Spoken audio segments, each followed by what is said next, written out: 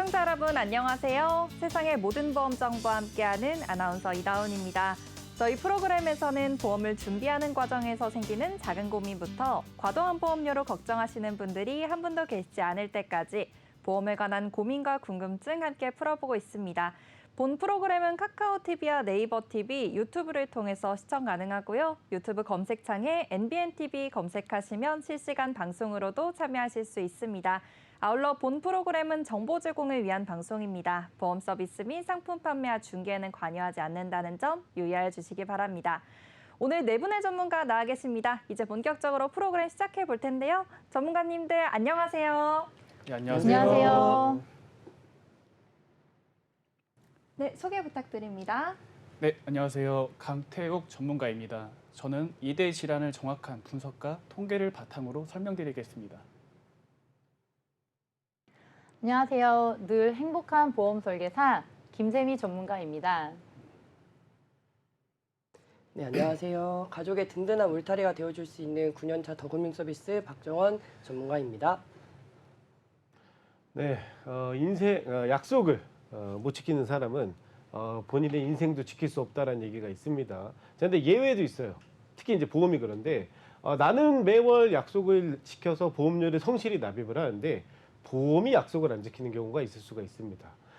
우리 시청자님들의 보험이 약속을 지키는 보험이 되도록 하겠습니다. 명동희 전문가입니다. 네, 이렇게 네 분의 전문가님들과 인사 나눠봤습니다. 이제 본격적으로 오늘의 칭찬 보험들 확인해 볼 텐데요. 첫 번째로 칭찬받을 보험은 어떤 보험인지 화면으로 먼저 확인해 보시죠.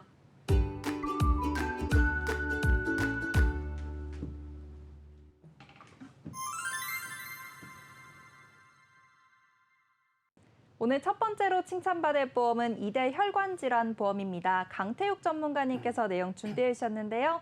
전문가님 오늘 어떤 내용일까요? 네, 제가 이번 시간에 준비한 내용은 이대 질환인 뇌혈관 질환 및 심혈관 질환입니다. 특히 뇌혈관 질환 중 뇌졸중의 경우 예부터 중풍이라고 불리며 많은 분들을 두려움에 떨게 한 질병입니다. 특히 발병한 때로부터 빠른 시간 안에 치료하면 생명을 구할 수는 있으나 심각한 후유증을 남기는 경우가 많기 때문에 안타까운 사례가 너무나도 많은 질병입니다. 네, 이대 질환에 대해서 오늘 설명해 주실 텐데요. 우선 후유증이 많은 이 뇌혈관 질환부터 살펴보겠습니다. 뇌혈관 질환을 실제로 걸리는 환자 수가 어느 정도 되는지 궁금한데요. 네, 매년 뇌혈관 질환에 걸리는 환자 수는 지속적으로 증가하고 있습니다. 2022년 기준 뇌혈관 질환은 117만 명, 뇌졸중은 63만 명에 육박하고 있습니다. 이 통계는 건강보험심사평가원에서 확인되었으며 2018년 뇌혈관 질환 환자 수는 96만 7,311명, 2022년에는 117만여 명으로 21.1% 증가하였고 뇌졸중은 59만 1,946명에서 63만 4,177명으로 연평균 1.7% 늘었습니다. 최근 5년간 뇌혈관 질환 환자가 많이 증가하고 있는 연령대는 특히 남성 경우 20대 기준 29.9%, 30대는 23.1%입니다.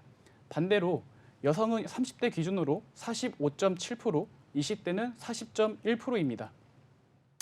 즉, 뇌혈관 질환은 젊은 사람들에게도 많이 발병하기 때문에 안심할 수 없다는 것인데요. 이러한 뇌혈관 질환이 생기게 될 경우 현재까지 전체 10% 정도만 완전 회복이 되었고요. 70에서 75% 정도는 다양한 장애를 가지고 살아가게 됩니다. 그리고 최근에는 제 지인분 한 분이 2년 전에 뇌졸중으로 진단받으셨고 투병하시다가 한 달 전쯤에 사망하셨다는 안타까운 소식을 접하게 되었는데요. 이처럼 뇌혈관 질환은 사망하거나 또는 질병 시 장애를 가질 확률이 매우 높기 때문에 이에 대한 예방 관리와 지속적인 관심과 투자가 절대적으로 필요하다고 생각됩니다. 네, 뇌혈관 질환을 이제 진단받는 환자 수가 계속해서 증가하고 있고요. 최근에는 20대, 30대 사이에서도 많이 걸리는 질병이라고 하니까 대비를 철저히 해두셔야 할 것 같습니다. 그렇다면 이 뇌혈관 질환은 언제 발생하는지 그리고 어떤 증상이 나타나는지 확인해 볼까요? 네, 사계절 중 여름이랑 겨울에 많이 발생되고 있습니다. 그 원인은 각각 다른데요. 여름에는 뇌혈관 질환 중 뇌출혈보단 뇌경색 형태로 많이 나타납니다. 땀을 많이 흘리는 여름철에는 탈수 현상이 나타나기 쉬운데 몸에 수분이 부족하면 뇌로 가는 혈액량이 줄어들게 됩니다. 그럼 걸쭉해진 피는 덩어리지는데 이러한 혈전이 뇌 혈관을 막으면서 뇌경색을 일으키게 됩니다. 증상으로는 두통, 어지럼증 또는 팔다리가 마비되거나 눈이 보이지 않는 등의 증상이 짧게는 수분, 많게는 수시간 동안 약화됐다가 호전되기를 반복합니다. 겨울에는 실내외 온도차가 매우 크기 때문에 하루에도 몇 번씩 몸이 추웠다, 더웠다 하기를 반복합니다. 이때 몸에 다양한 변화가 일어나게 되는데 특히 혈압 변화는 자칫 응급 상황으로 이어질 수 있기 때문에 주의해야 합니다. 우리 몸이 추위를 이겨내기 위해 외부로 열이 발산되는 것을 막으려다 보니 혈관이 수축하면서 혈압이 자연스럽게 올라가게 됩니다. 이러한 상황에서 갑자기 추위에 노출되면 심장에 무리가 가기 때문에 특히 고혈압 환자는 이미 약해져 있던 작은 혈관을 압력을 이기지 못하고 파열돼 뇌출혈까지 발생하게 되는데 이를 고혈압성 뇌출혈이라고 합니다. 증상으로는 극심한 가슴 통증, 한쪽 팔다리 마비, 호흡 곤란, 식은땀, 구토 등이 일어나고 있습니다. 네, 여름에는 탈수 증상으로 그리고 겨울에는 실내외 온도차 때문에 많이 걸린다고 말씀을 해주셨는데요. 그렇다면은 장애가 실제로 일어나거나 재발률은 어느 정도 되나요? 네, 뇌혈관 질환이 정말 무서운 이유는 아까 말씀드렸다시피 우리나라에서 35분당 1명이 뇌졸중으로 사망하고 있습니다. 그리고 후유증으로 인한 마비, 특히 장애가 남는다는 것이 더욱더 안타까운 일인데요. 뇌졸중이 발생하게 되면 혈액 공급이 중단되면서 뇌세포가 괴사하게 되고요. 신경계 장애가 일어나면서 언어 장애는 물론 운동 장애까지 일어나게 됩니다. 그리고 뇌혈관 질환이 5년 이후 재발률이 매우 높다는 점인데요. 보통 19에서 42%가 재발하는 것으로 알려져 있습니다. 특히 고혈압, 당뇨, 동맥 경화 병력이 있거나 가족 중 뇌졸중 환자가 있을 경우에는 발병 가능성이 더욱더 올라가게 됩니다. 네, 뇌혈관 질환을 진단받은 후에 다시 재발하는 확률도 높고요. 그리고 장애가 발생될 확률도 높습니다. 이런 뇌혈관 질환 원인에는 과연 어떤 게 있을까요? 네, 뇌혈관 질환 원인은 크게 고혈압에서 나타나며 흡연, 비만, 잘못된 식사, 운동 습관, 당뇨병, 콜레스테롤 수치, 가족력 등을 원인으로 볼 수가 있는데요. 각별히 주의하시고 평소의 식사 습관과 운동 습관을 적절하게 가져가셔야만 뇌혈관 질환이라는 무서운 질병으로부터 자신을 지키실 수가 있으십니다. 네, 평소 생활 습관이 굉장히 중요할 것 같은데요. 그럼 뇌혈관 질환을 진단받게 된다면 치료비는 어느 정도가 발생할까요? 네, 정말 중요한 부분입니다. 뇌혈관 질환은 곧장 직업 상실로 이어지고 치료비가 많이 드는 데다가 치료 기간이 긴 만큼 상당히 많은 비용이 들어갈 수밖에 없는데요. 직업을 잃고 경제 활동을 못하게 되는 소득 상실 비용만 최소 1억 3,500만 원 정도 된다는 통계가 있습니다. 직접 의료 비용은 2,300만 원, 간접 의료 비용은 600만 원 가량 소모된다고 봐도 무방할 것 같습니다. 이러한 비용을 전부 더하면 1억 6,400만 원이라는 금액이 산출되는데요. 절대로 가볍게 볼 수 없는 질병이며 가정경제가 파탄날 수 있는 심각한 질환이라고 보시면 되겠습니다. 네, 의료 비용이 약 3천만 원 정도의 합계가 나오는데요. 그렇다면 이 수술비가 우리가 생각하는 것보다 좀 비싼 수술인가요? 네, 뇌혈관 질환은 일단 뇌 기저부 수술만 하더라도 2천만 원 정도가 발생하고 뇌 종양 수술은 1,600만 원 정도가 든다고 하니 수술을 하게 될 경우 더 많은 비용이 발생하게 됩니다. 네, 수술 한 번에 이제 1,000만 원, 2천만 원대의 수술이라고 하는데요. 굉장히 많은 비용이 발생하는 것 같습니다. 그렇다면 실제로 이 뇌혈관 질환으로 수술을 받는 이 환자 수가 어느 정도 될지도 궁금해요, 전문가님. 네, 뇌혈관 질환으로 인한 통원 치료 건수를 보면 2009년 430건, 2018년엔 1만 3,437건으로 약 31배 정도 증가하였고 이번 건수를 보면 2009년 15,019건, 2018년엔 28,261건으로 10년 새 약 1.8배 뛰었습니다. 그만큼 흔한 질병이 되었다는 뜻입니다. 네, 지금까지 뇌혈관 질환에 대해서 전문가님께 설명 들어봤습니다. 그럼 이어서 이 심장 질환에 대해서도 볼 텐데요. 심장 질환은 어떤 내용인가요? 네, 가장 위협적인 질병은 아마도 예고 없이 찾아오는 질병인데요. 평소 증상이 없다가도 극심한 통증을 유발하여 병원에 도착하기도 전에 환자의 3분의 1을 사망에 이르게 하는 질병이 있습니다. 바로 돌연사의 주요 원인인 심근경색입니다. 심장은 크게 세 개의 관상 동맥에 의해 산소와 영양분을 받습니다. 그런데 혈전에 의해 이 세 개의 관상 동맥 중 어느 하나라도 갑자기 막히게 되는 경우 심장에 산소와 영양 공급이 급격하게 줄게 되면서 심장의 근육이 죽어가게 됩니다. 이를 심근경색이라고 합니다. 심근경색이 무서운 점은 목숨을 위협하는 질병인데도 불구하고 환자의 약 절반 정도의 평소에 아무런 증상이 없다는 것인데요. 그래서 특별히 주의하시지 않는다면 심근경색을 발견하지 못하고 그냥 방치하게 될 수 있습니다. 일단 심근경색증이 발생한다면 극심한 가슴 통증이 발생하게 되고요. 이때의 통증은 이전에 경험하지 못했던 가슴이 찢어질 듯한 통증, 숨이 멎을 것 같은 통증이 나타나기 때문에 이러한 증상이 나타날 시 바로 병원에 가셔야 합니다. 심장 질환의 대표적인 질병으로는 아까도 말씀드렸다시피 심근경색증, 협심증, 부정맥, 심부전증, 심장판막 질환 등이 있습니다. 특히 나이와 상관없이 환자가 매우 빠르게 늘고 있어 생활 습관을 통한 예방과 조기 검진이 필요한 질환입니다. 네, 심장 질환에 대해 알아보고 있습니다. 이 중에서 돌연사의 원인이 되는 이 심근경색에 대해서 자세히 이야기 나눠봤는데요. 그렇다면 이 심장 질환의 사망률은 어느 정도가 되길래 돌연사의 원인이 된다고 하는 건지 궁금해요. 네, 통계청이 발표한 2019년 기준 사망 원인 통계에 따르면 우리나라는 심장 질환이 2위에 해당된다고 합니다. 이는 암 다음으로 사망률이 높은 것으로 전 연령대 사망 원인 5위 이내이며 나이가 들수록 사망 원인 순위는 더욱더 높아집니다. 국내 급성 심장 정지 환자 건수는 1년에 약 3만 명에 달합니다. 성별로는 남자가 여자보다 2배 더 많은 반면 여성이 남성보다 심장 마비 후 사망할 확률은 더 높다는 연구가 나왔습니다. 또한 세계보건기구 자료에 따르면 50세 이상 여성이 사망하는 가장 큰 원인 또한 심혈관 질환이라고 합니다. 특히 폐경 전에는 여성이 남성보다 협심증 발병률이 낮지만 폐경 후에는 남성이랑 비슷하거나 더 높아진다고 보시면 되겠습니다. 네, 심장 질환은 이렇게 사망으로까지 이어지는 질병이기 때문에 우리가 꼼꼼하게 대비를 해봐야 할 것 같은데요. 그렇다면 이 심장 질환도 치료하는 데 비용이 많이 들어갈까요? 네, 특히 심장 질환의 경우 관상동맥 우회술이라는 수술을 가장 많이 하게 되는데 이 비용만 3,440만 원 정도 발생하게 되고 심장 카테터 삽입술이나 스텐드 삽입술만 하더라도 수술비가 1,000만 원 이상 들어가기 때문에 가정 경제에 치명적인 영향을 줄 수가 있습니다. 수술비뿐만 아니라 수술 후 회복 기간까지 감안한다면 막대한 비용이 소요되기 때문에 적극적인 준비가 필요합니다. 네, 뇌혈관 질환과 심혈관 질환에 대해서 자세하게 살펴봤습니다. 그렇다면 이제 보험으로 넘어가 봐야 할 것 같아요. 우리가 이 2대 질환을 어떻게 보험으로 준비하는 게 좋을까요? 네, 우선 본인의 보험을 가장 먼저 점검해 볼 필요가 있습니다.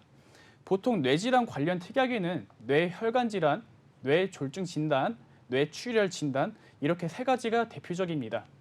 뇌출혈 진단비는 말 그대로 출혈에 대한 보장이며 보상의 범위가 가장 좁은 특약입니다. 뇌졸중 진단비는 뇌출혈 진단에 세 가지 질병 코드가 추가되며 보상 범위 또한 더 넓습니다. 마지막으로 뇌혈관 진단비는 뇌출혈, 뇌졸중 진단비에 비해 4가지의 코드가 더 추가돼서 이 3가지의 특약 중 가장 범위가 넓다고 보시면 되겠습니다. 제가 많은 고객님들을 만나면서 뇌출혈 특약만 갖고 계신 분들이 상당히 많으셨습니다.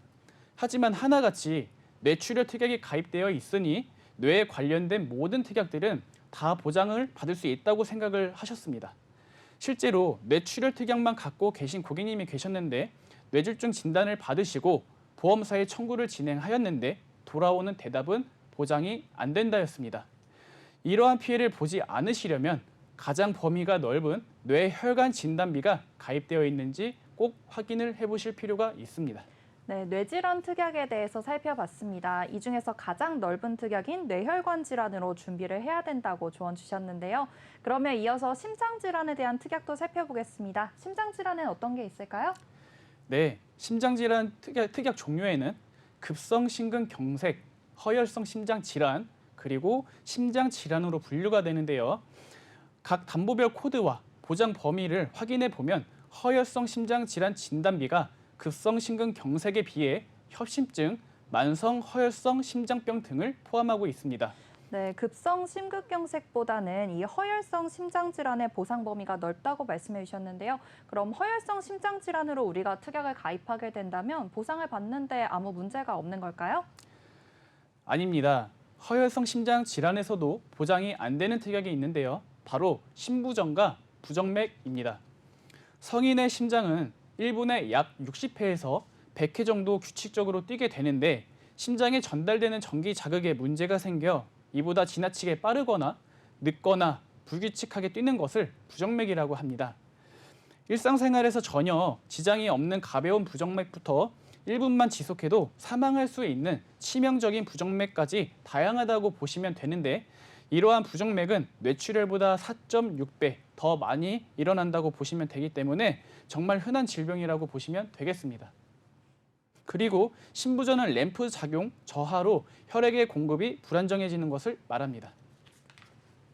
심장질환 통계표를 보면 허혈 심장이 전체 심장의 55.8%, 기타 심장이 44.2%, 그중 부정맥 환자는 41만 명, 심부전 환자는 14만 명으로 심장질환 환자 수의 대부분을 차지하는 만큼 허혈성 심장질환 진단비에 보장이 안 되는 부정맥 진단비와 심부전 진단비는 보장받을 수 있는 심혈관 질환 진단비로 든든하게 준비하셔야 합니다.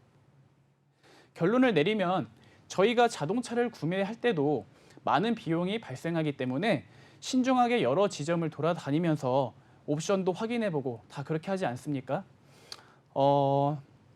근데 이러한 이제 보험도 장기적으로 봤을 때는 1,000만 원 돈에서 많게는 억 단위까지 발생하기 때문에 어떻게 보면 자동차 한 대 값보다도 더 많이 발생하게 됩니다. 특히 치사율이 높고 치료 비용이 정말 많이 들어가는 2대 질환은 잘 준비를 하셔야 합니다.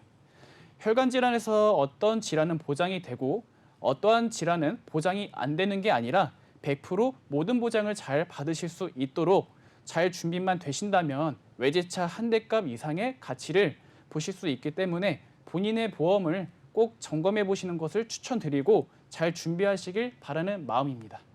네, 좋습니다. 강태욱 전문가님의 이 2대 질환에 대해서 살펴봤는데요. 2대 질환에 대한 내용은 여기서 마무리하도록 하고 다음으로 칭찬받을 보험은 어떤 보험인지 화면으로 먼저 확인해 보시죠. 다음으로 칭찬받을 보험은 간병보험입니다. 김세미 전문가님께서 내용 준비해 주셨는데요. 전문가님 오늘 어떤 내용일까요? 네, 안녕하세요. 반갑습니다. 우리는 흔히 뒤에서 묵묵히 남을 도와주는 사람을 키다리 아저씨라고 합니다. 미국의 유명한 소설인데요. 저는 간병보험을 생각하면 키다리 아저씨가 떠오릅니다. 간병보험을 들어는 보셨지만 얼마나 기특한 보험인지는 아직 모르시는 분들이 많은 것 같아요. 간병보험은 우리가 아파서 제대로 몸을 움직이지 못할 때 우리의 손과 발이 되어주는 보험입니다. 그런데 대다수 다치거나 아픈 적 없는 특히나 건강한 젊은 분들에게 간병보험은 먼 이야기처럼 들리는 것 같습니다. 그래서 저는 오늘 간병보험이 왜 우리 가족의 키다리 아저씨인지 쉽게 알려드리려고 합니다.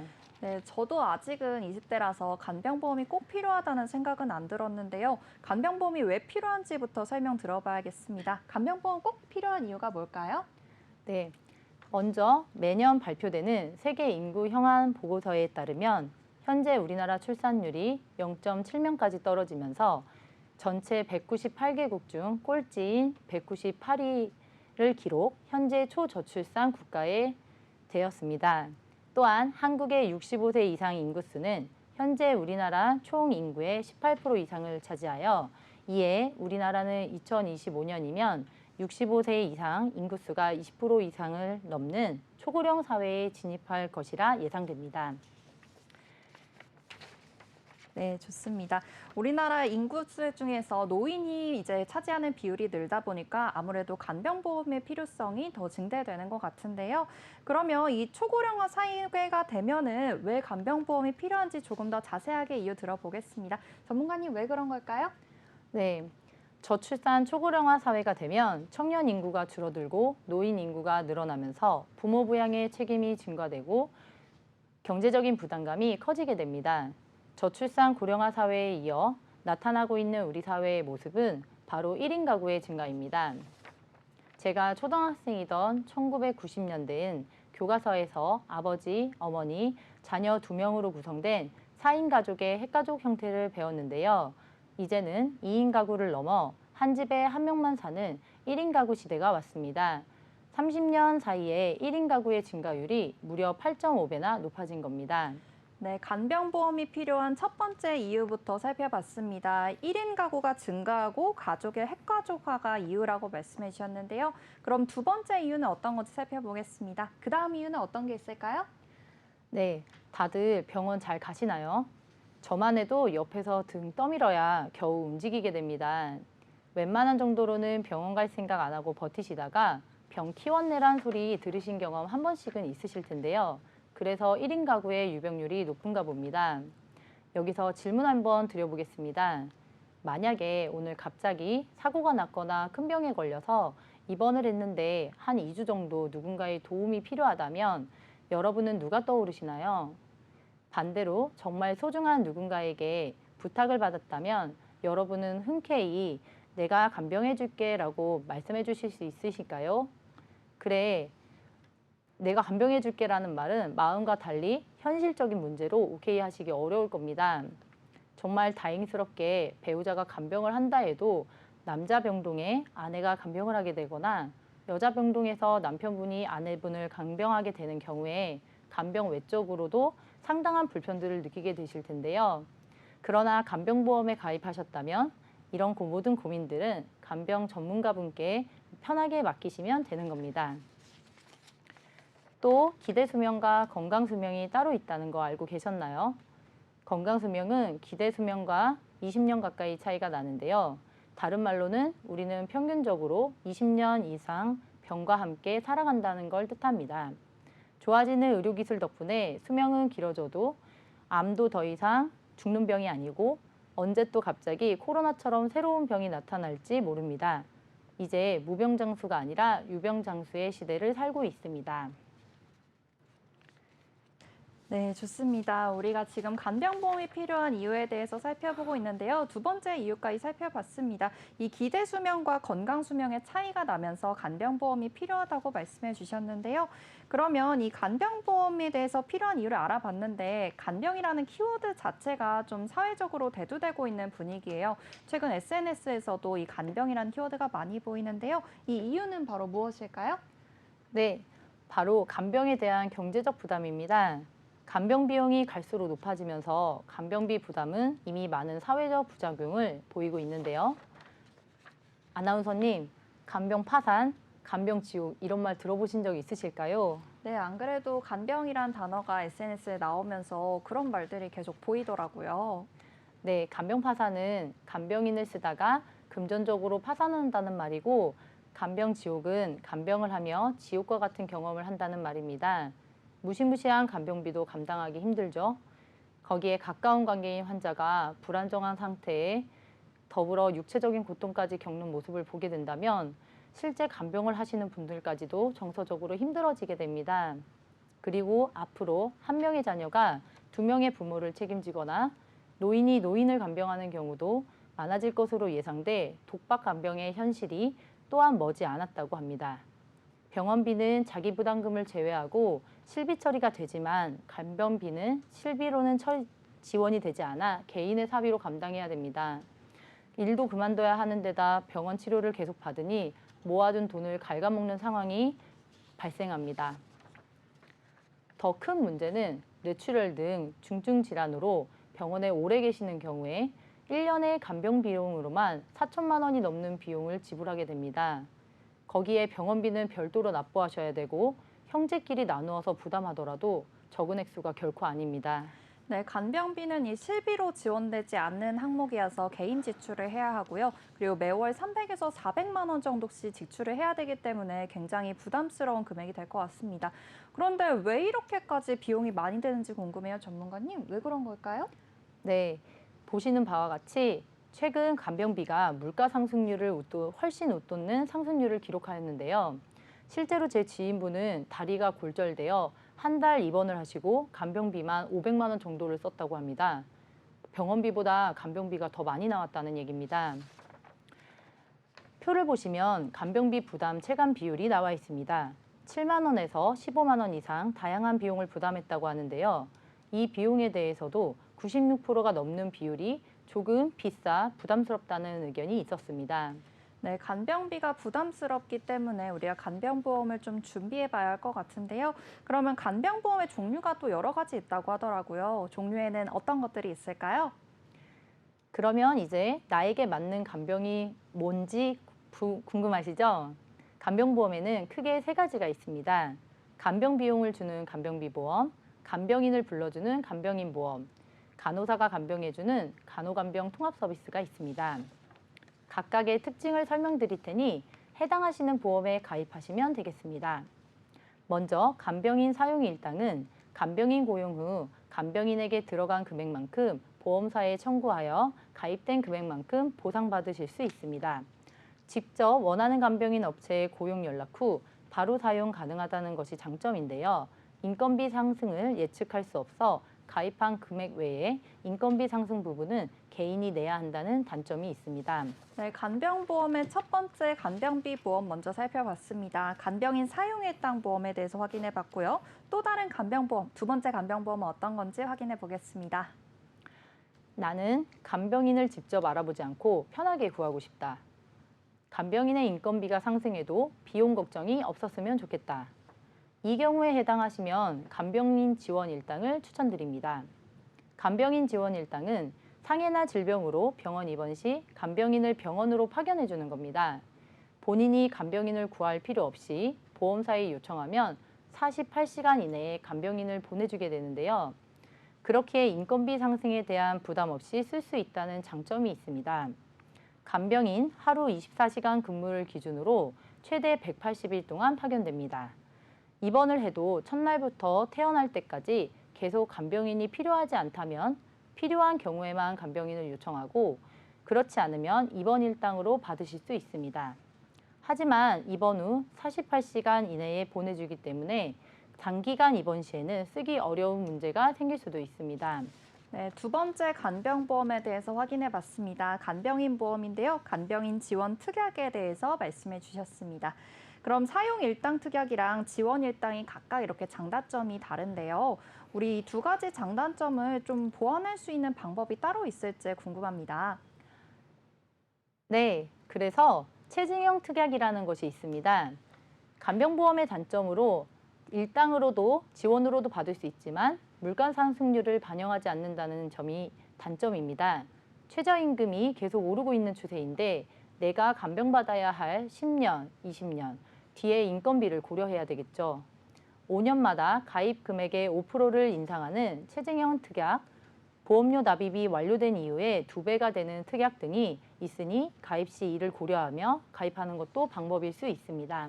네, 체증형 특약이라면은 이 두 가지의 장단점을 모두 커버할 수 있을 것 같은데요. 그럼 마지막으로 세 번째 간병보험에는 어떤 게 있을까요? 나는 보험료를 적게 내고 움직일 수 있을 정도로 다쳤을 경우에만 간병을 받고 싶다. 이 경우에 해당하시면 간호간병 통합 서비스를 추천드립니다. 아나운서님은 간호간병 통합 서비스에 대해서 들어보신 적 있으신가요?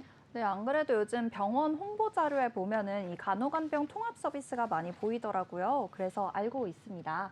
네.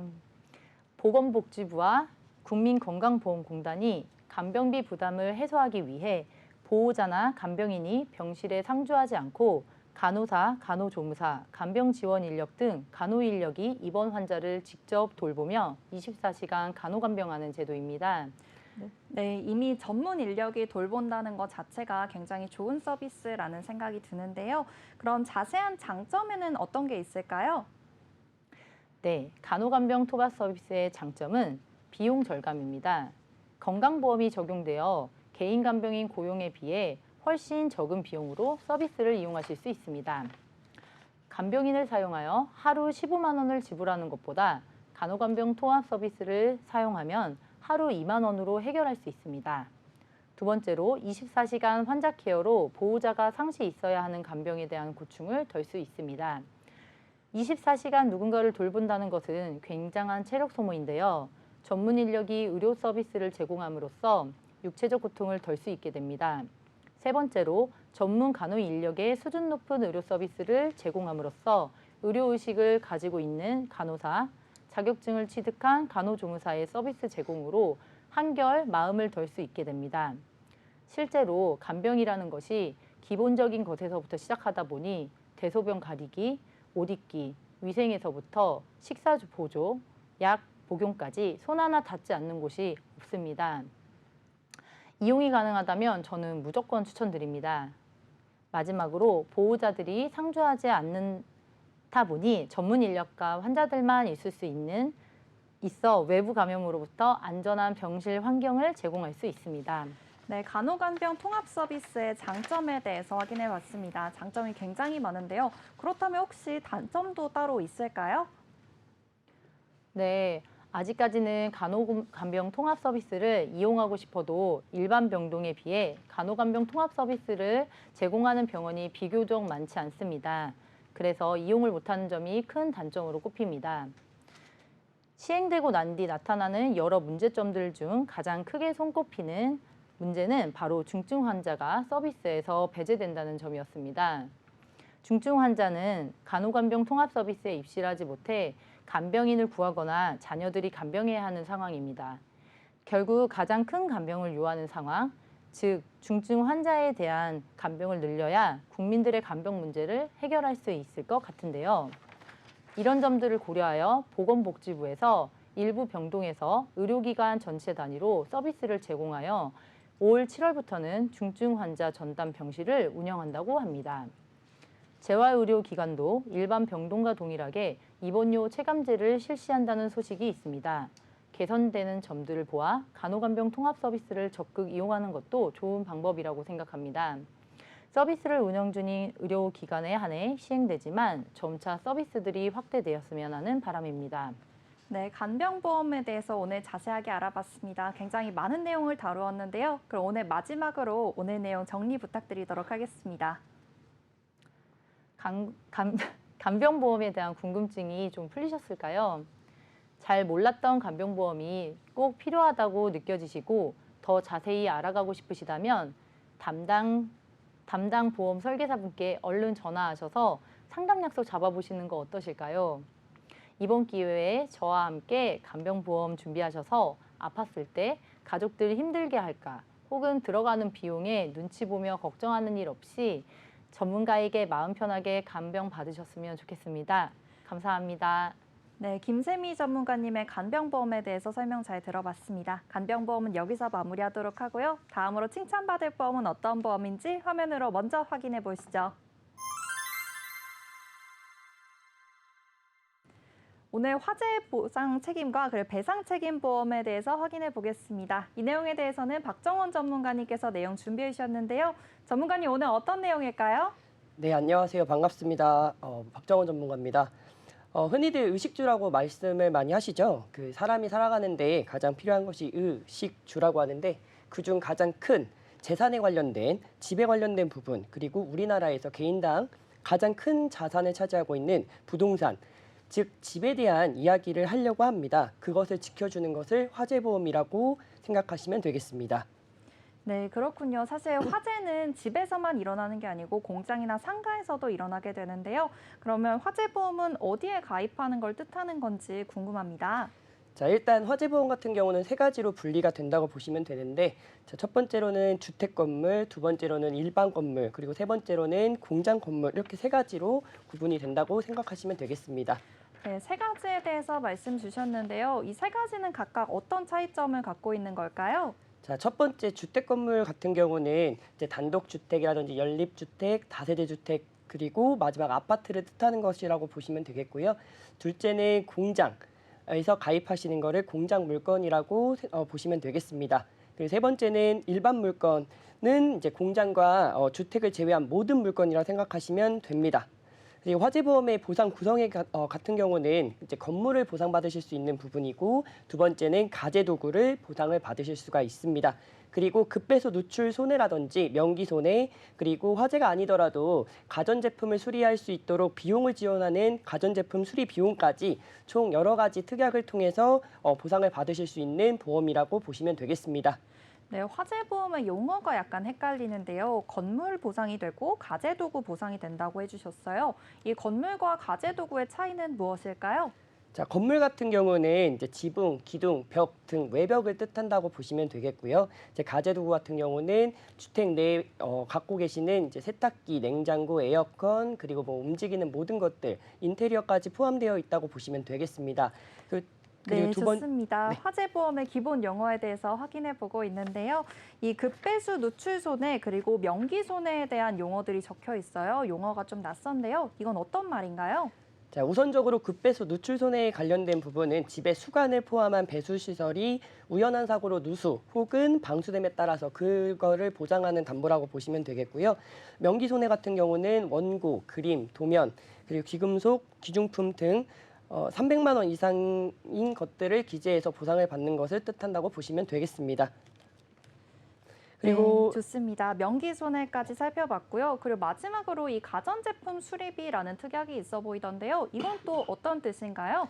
자, 가전제품 수리비는 말 그대로 가전제품 수리 비용을 보상하는 담보라고 보시면 되겠는데요.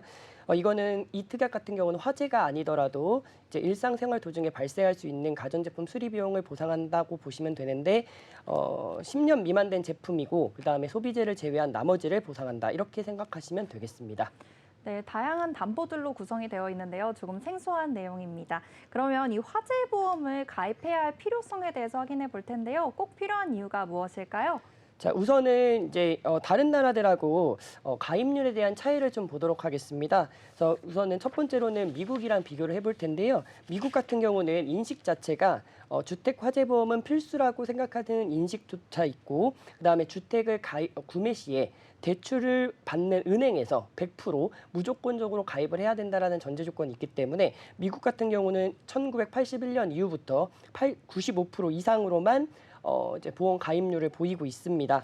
그리고 단지 이게 은행에서 이거를 강제적으로 가입을 시켰기 때문에 이 가입률이 높은 것보다는 미국은 아시겠지만 소송의 나라라는 그 다른 오명이 있습니다. 그래서 정서적으로 노후 준비를 하기 위해서 준비하는 부분도 있고, 그다음에 말씀드렸던 것처럼 소송을 준비하기 위해서 배상 책임을 가입하고자 해서 이제 그 화재 보험을 가입하는 경우가 있습니다. 그 두 번째 나라는 일본입니다. 일본 같은 경우는 안전의식 자체가 높고, 그다음에 지진 발생이 높고, 그다음에 지진뿐만 아니라 폭풍, 눈, 우박, 침수 등의 자연재해를 보상받기 위해서 가입하는 경우가 높기 때문에 일본 같은 경우는 65% 정도 지금 이제 가입을 하고 있는 추세라고 보시면 되겠습니다. 자, 세 번째 나라는 영국입니다. 영국은 63% 정도 주택 화재보험이 가입이 되어 있는데요. 영국은 특이하게도 주택 보험료 자체가 171파운드, 약 30만 원 가량으로 좀 높게 책정이 되어 있습니다. 이는 가재 도구가 비싸고 인테리어 혹은 이제 가전 제품들이 비싸기 때문에 이제 그 해당 보험료가 조금 많이 책정되어 있다고 보시면 되겠습니다. 반면에 우리나라 같은 경우는 이제 안전 불감증이 좀 높은 편이고 불이 나는 걸 실질적으로 목격하는 경우가 많이 없기 때문에 실제로 단독주택 같은 경우는 3%, 그리고 연립주택 같은 경우는 12% 가량, 그리고 아파트 같은 경우는 필수로 가입을 해야 되는 업종까지 포함돼서 55% 가량 이렇게 이제 가입을 하고 있습니다. 네, 좋습니다. 국내 인식이 아무래도 외국보단 이 화재보험에 대해서 이제 인식이 조금 부족하다는 생각이 드는데요. 그러면 우리나라도 그런데 이 아파트 같은 경우에는 화재보험이 이미 관리비에 포함이 되어 있는 경우가 많잖아요. 충분하지 않을까요? 우선은 아파트 같은 경우는 가입되어 있는 내용을 설명해드리면, 우선 아파트 관리비에서 나가는 화재보험 같은 경우는 보장의 사각지대가 있다고 보실 수 있습니다. 우선은 실사례에 관련된 부분으로 설명을 좀 드리도록 하겠습니다. 대표적인 예로는 2015년도에 발생한 의정부 아파트 사고라고 보시면 되겠는데, 해당 사고 같은 경우는 130명의 사상자와 225명의 이재민, 재산 피해액은 약 90억 정도 발생하였으나 가장 중요한 건 화재보험이 의무 가입 대상 대상인 아파트 16층 이상, 일반 건물은 11층 이상이다 보니 가입이 안 되어 있어서 보장을 못 받는 경우가 발생하였습니다. 다만 이제 아파트 화재 같은 경우는 발생 빈도가 낮지만 통상 1년으로 계약이 진행되기 때문에 만료가 되었을 경우는 보상이 안 될 수 있다는 점, 그리고 가입 금액이 적어서 가구나 인테리어 그리고 가전제품이라든지 이런 부분들을 보장받지 못한다는 점, 그 부분 때문에 보상액이 적어졌을 수밖에 없을 거라고 생각합니다. 그래서 만일 이게 개개인별로 화재보험에 가입이 되어 있었더라면 길거리에 나앉는 일은 없었을 거라고 봅니다. 실사례 한 건 더 보도록 하겠습니다. 그래서 해당 사고 같은 경우는 그 해당 세입자 같은 경우에 매달 1,000원에 화재 보험료를 관리비 납부를 할 때 같이 납입을 한 것으로 보여졌지만 오피스텔 관리사무소가 건물과 신체 손해에 관련된 부분만 보상을 받는 것으로 가입을 하였기 때문에 세입자들은 한 푼도 보상을 받을 수 없었던 그런 안타까운 사례가 있었습니다. 네, 이미 우리가 관리비에서 지출하고 있는 화재보험의 경우에는 사각지대에 있는 보험들이 있기 때문에 개개인별로 준비를 해보시는 게 좋을 것 같은데요. 이 듣고 보니까 심각성이 더욱 느껴집니다. 그런데 제 주변에서도 그렇고 사실 저는 화재가 났던 적이 없어서 우리나라에 실제로 이렇게 화재가 나는지 궁금한데요. 화재 사고가 어느 정도로 발생하고 있나요? 자, 우선은 소방방재청 기사 자료에 따르면은 지난해 전체 화재 건수는 4만 113건이고 발생 건수 중에서 가장 높은 거는 주택입니다. 주택 같은 경우는 9,977건으로 전체 화재의 약 25% 정도 차지를 하고 있습니다. 근데 다만 여기서 조금 더 이제 퍼센트가 올라갈 수밖에 없는 부분들은 1인 가구가 늘어나면서 이제 가구에 애견을 키우는 경우가 좀 많은데 고양이나 이제 그 강아지들이 인식을 하지 못한 채 인덕션을 켜서 이제 화재가 나는 경우도 발생을 할 수 있기 때문에 그런 부분까지 포함하면 앞으로 더 늘어날 수 있을 거라고 보여집니다. 네, 좋습니다. 생각보다 굉장히 많은 화재가 발생하고 있는데요. 화재보험이 그러면 우리나라에서 조금 드는 비율이 낮다고 하셨잖아요. 가격이 비싸서 그런 걸까요? 전혀 그렇지 않습니다. 이제 화재보험 같은 경우는 보험개발원에서 정해져 있는 요율을 사용하기 때문에 한 달에 커피 한두 잔 값, 하루에 300원에서 700원 정도로 충분히 보상받을 수 있도록 저렴한 편에 속하다고 보시면 됩니다. 네, 비용이 저렴하다고 말씀해 주셔서 그런지 이 보상 범위에 대해서도 좀 걱정이 돼요. 배상이 제대로 이루어지고 있나요? 우리가 배상을 받는 게 좀 어렵진 않나요? 전혀 어렵지 않습니다. 그리고 그 화재 배상 책임까지도 이제 설명을 마지막으로 드려야 될 것 같은데 화재 배상 책임을 설명해드리기 위해서는 2007년으로 돌아가야 합니다. 그래서 우선 2007년부터 실화 책임에 관련된 법률에 의거하여 중대한 과실이 있을 때만 보상을 해야 된다라는 부분이 있었는데 이때 2007년 7월 헌법 불일치가 나오면서 2009년 5월에 개정이 되어서 실화도 보상한다라는 내용으로 변경이 되었습니다. 네, 그러므로 벌금이 2천만 원 이하에 처해질 수 있고 인사사고 및 재물사고까지 전부 보상을 해야 되는 그런 부분으로 변경이 되었다고 보시면 되겠습니다. 그래서 화재 배상 책임까지도 꼭 필수로 가입을 하셔야 된다라는 내용으로 설명드렸습니다. 네, 좋습니다. 화재보험에 대해서 알아봤는데요. 오늘 박정원 전문가님께서 화재보험과 배상책임보험에 대해서 설명해 주셨습니다. 그럼 이 내용은 여기서 마무리하도록 하고요. 오늘 마지막으로 명동일 전문가님께 좀 질문을 드리도록 하겠습니다. 오늘 세 가지 보험에 대해서 확인을 해봤는데요. 이 세 가지 보험 중에서 전문가님께서 시청자분들께 드리고 싶은 팁이나 아니면 오늘 내용 좀 중요한 내용들 말씀해 주시면 좋을 것 같아요. 물론 뭐 팁이야 드리려면은 밤새도 드릴 수 있는데 시간 네. 관계상 간병보험에 대해서 제가 조금 부연 설명을 좀 드리면 제가 얼마 전에 책을 하나 본 적이 있어요. 보험 일을 하다 보니까 이 간병에 대한 사회적 이슈를 다룬 책인데 책 제목이 간병살인 154인의 고백입니다.